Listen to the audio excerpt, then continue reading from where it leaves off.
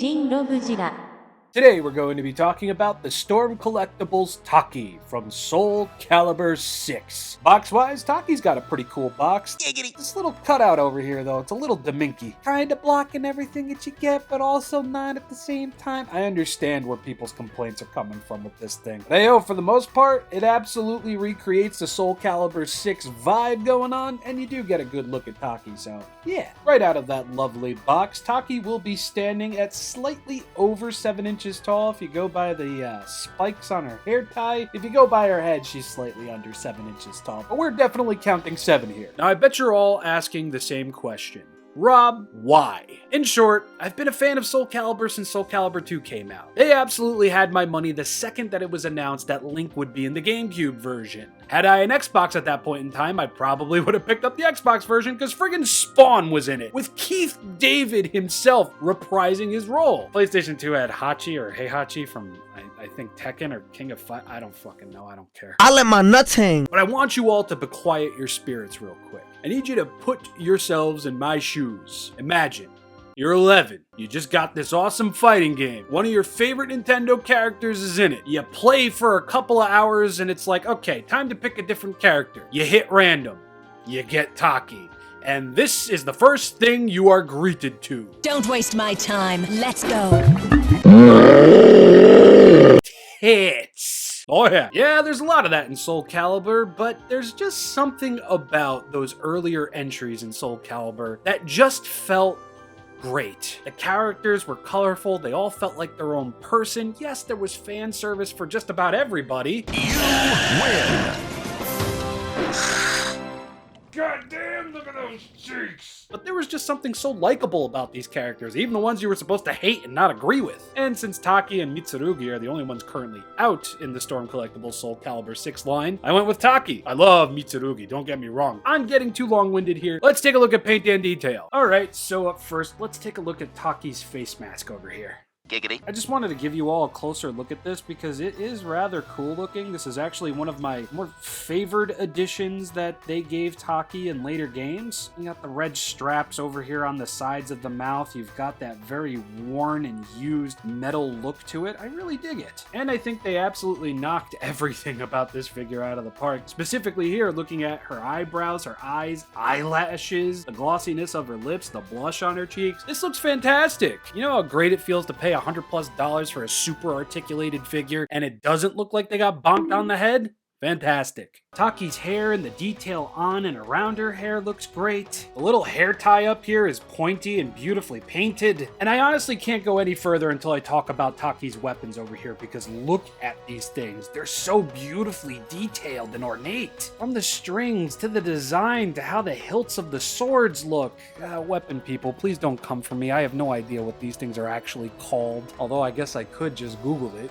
Future Rob. And this one down here just looks fantastic. And yes, I'm talking about the scabbard. Cake. The little seal that's going on over here, the ornate design of it all. Like, just look at that. It's so beautifully done. Oh, and I guess we could take the time just to look at the weapons overall right now. The hip blade, as I always called it, looks fantastic. The red, the gold, the dirtied gold at the hilt over here, which is apparently supposed to be silver. This is just great high quality stuff going on right here, fam. And the same could be said for the back blade as well. Same amount of paint, same amount of detail going into it, and they just fit right into the scabbards as so. Although the sword on the back is a bit of a loose fit, because yeah, at least the face mask doesn't fall off. That thing stays on good. And honestly, there's a lot going on the back of Taki. We normally don't see too much going on the backs of our figures here, unless they have dorsal fins.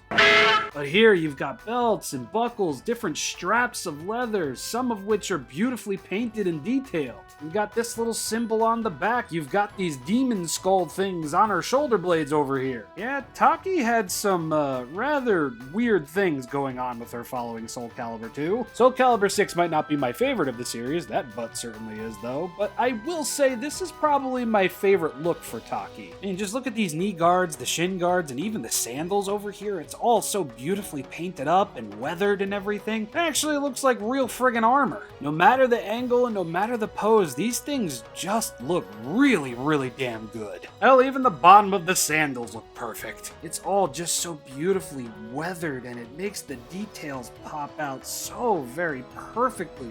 Speaking of details, we can move into the thighs, and I am happy to see some muscle definition going on here. But a big chest and a rather big backside for Taki isn't the only thing she has. She's actually rather muscular. And for a ninja, you kinda need that, and I really do wish that they accentuated on the muscle tone here. Granted, homegirl isn't cut like a marble statue or anything, and you do get a decent amount of definition, but this is only further followed up with no abs? Really?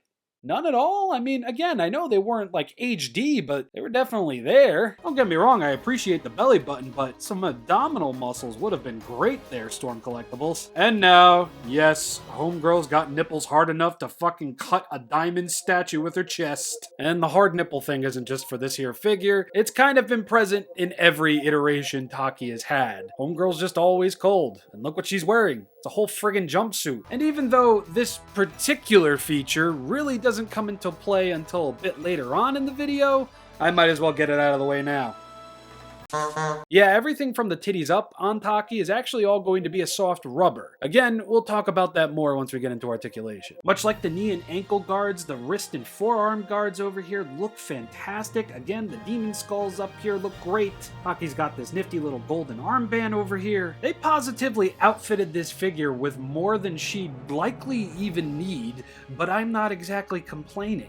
There's even going to be a peppering of that metallic silver on her shoulder blades up here on both sides. Another mighty fine little detail. And of course we're going to have the little demon face over here holding it all together and boobs. Yes, I know, boobs. The overall appearance of the figure feels insanely accurate to what you see in the game. Nothing really feels overdone or underdone in that same extent. I just really wish we got a little bit more of that muscle definition. It's like from far away, you can't really notice it on the legs unless you look at it at an angle. And again, for the abdominal to be not as toned as it really should be, it's a bit of a bummer. But, you know, tits. As far as paint and detail goes, I'm gonna give this gal a 2 solid friggin' stars. $115, beautiful paint applications, beautiful details. It's amazing. But don't you know it? It only gets better because we get accessories. Now, in terms of accessories, we're gonna get all of this. An assortment of posed hands, as you are seeing right now, and I do have to give Storm Collectibles some credit there. The added detail of fingernails is quite lovely. And just the fact that all the paint and details match up with one another and don't differ from the final figure, fantastic. The only thing I'm not too crazy about is this alternate yelling face? It kind of looks like she's yawning or something elsing, and I really don't find myself using this one too much because it really just, it's just mid. The included face mask does help, but I feel like more needed to be done with the eyes and the eyebrows to really communicate attack. Quick little fix here, the eyebrows do differ from one another, yes, so I'm just going to change my complaint to just the eyes. I feel like the eyes should have been narrower, maybe a bit meaner looking, because again, here, it's just half communicated. Oh yeah, we get a lot, and even though the alternate head really isn't my cup of tea, I gotta give it another solid star for accessory inclusion because damn. I just wish we got like a slash effect or a whoosh effect, especially with this version of Taki. She's rocking the whole spell binding thing all over her body and purple power and all that other shit. I would have paid another $25 for this figure had it just had some effect pieces. Not to bring up Yuri Han, but you look at her figure release and damn,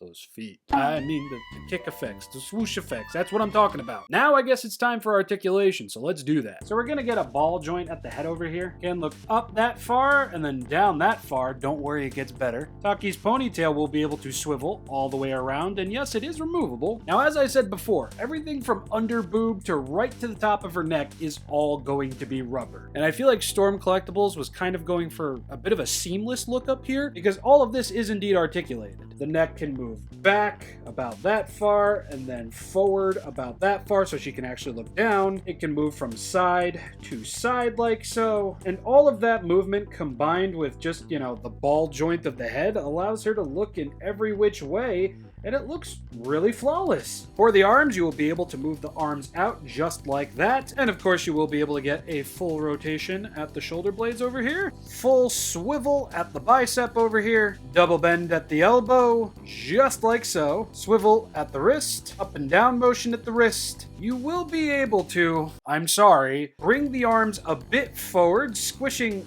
the breast area a little bit, but it won't really help you that much. I feel like there is a butterfly joint in there, but with all the rubber that's just encapsulating her chest area, it just pushes them back because you can get them going backwards a bit like so. It's just doing anything forward like that, yeah, it's really not going to help out too much when the titties is too big to even go like this. However, will she hug herself? Right here, there will be a ball joint, so you can move all the way around like so. Very, very nice fluid sense of movement going on up here. Taki will be able to bend back about that far at the torso, and then rather far forward, all things considered. Couple that with the ball joint at the waist over here, and you'll be able to get a great arcing back motion over here, as well as bending forward, so you can look all the way down. The only downside to that, though, is we're going to get a bit of an SH Monster Arts Kong issue going on over here, except this time it's rubber. You will actually have to get in there with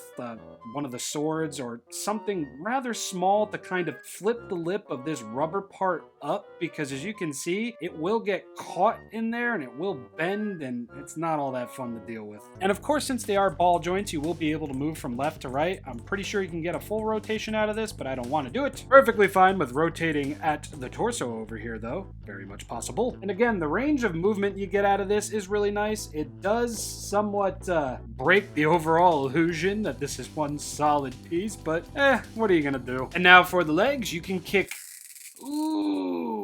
forward about that far and back about that far. Taki's got the rubber crotch and butt thing going on, so moving the legs out and back is very easy and possible. I do like me a pair of ninja cheeks. The legs will also be able to move out very, very far for a fun time with the splits. I mean, Jesus. I'm not trying to be lewd here or anything, but this is the first time I've seen something like this for waist and hip joints, which is pretty cool. You will get a bit of a thigh swivel over here, nothing too crazy. And you will get a double bend at the knee over here. You will get an ankle hinge over here, which will allow you to point forward and then back up with a very lovely pivot. Hell yeah. As well as a rather tight toe bend. There we go.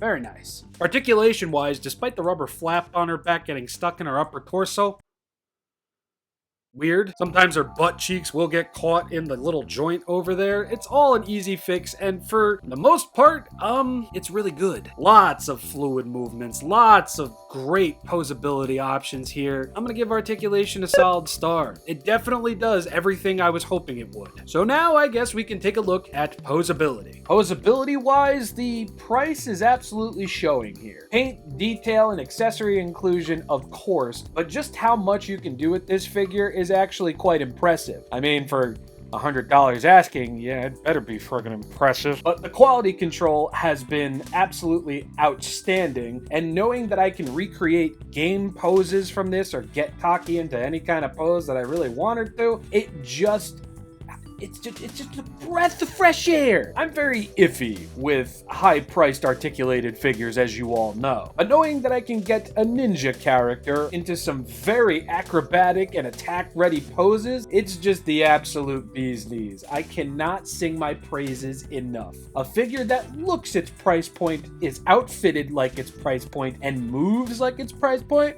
3 solid friggin' stars right there. Yeah, having a figure of a character from a video game that's also very much a fighting video game, you really need to tool your figures up in order to do a lot of the poses you see in-game and just in general. Storm Collectibles, I feel, absolutely knocked that out of the park, so those 3 solid stars are going to stand. And now I guess we can get into size comparisons and we'll end this one off. Taki might not be the tallest gal at the party, but a 7-inch figure with everything that I've just shown off, I really can't complain. I was actually expecting this figure to be much smaller, as per the SH Figuarts and SH Monster Arts norm, but I was pleasantly surprised here by nearly everything, and size wasn't something I was really factoring into that. Honestly, fam, I really did buy this figure to make a kooky Valentine's Day down bad video, but I just couldn't after finally getting it out of the box and messing with it. It's just that good of a figure, man, and since it's got more than 1, 2, 3, 4. I think that's about as much as Lady Domitresk had. Since she's got more than that, I had a lot more to talk about here instead of just, you know,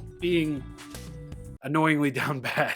Come on, y'all really think I don't know that I'm annoying sometimes? Give me a break. Will I be buying more from Storm Collectibles? Absolutely. I want that Yuri Han figure now so bad. And hey, if y'all enjoyed this, I'll definitely pick up Mitsurugi and other Soulcalibur figures as well. I'm really hoping for Ivy and Yoshimitsu, especially. Ivy's quite the tragic character. And she's got a 12 stack for a chest. Anyway, that's about enough out of me. Hope you all enjoy your candy and flowers day with your significant others out there, or even with your family. Maybe your family gets together and watches a movie or goes out to dinner or something. Have yourselves a lovely day, and I'll see you all on Friday. Goodbye.